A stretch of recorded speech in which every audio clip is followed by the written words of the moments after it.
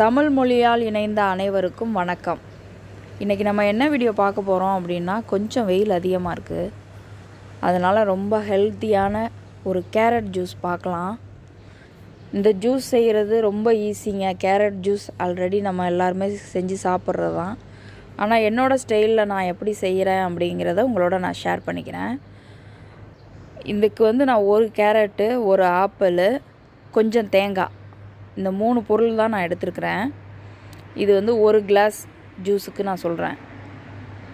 உங்களுக்கு அதிகமான ஜூஸ் தேவை அப்படின்னாக்கா நீங்கள் அளவுகளை கூட்டிக்கங்க.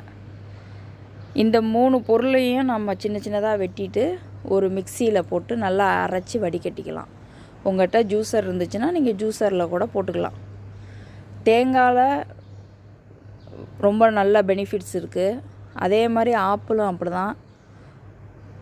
கேரட்டு நம்மளோட ஸ்கின்னுக்கு ரொம்ப நல்லது. கேரட் ஜூஸ் டெய்லி குடிக்கிறது கூட ரொம்ப நல்லது. நம்மளோட கண்ணுக்கு என்றைக்குமே நம்ம அழகாக இருக்கணும், இளமையாக இருக்கணும் அப்படின்னு நினைக்கிறவங்க டெய்லி கேரட் ஜூஸ் எடுத்துக்கிறது கூட ரொம்ப நல்லது.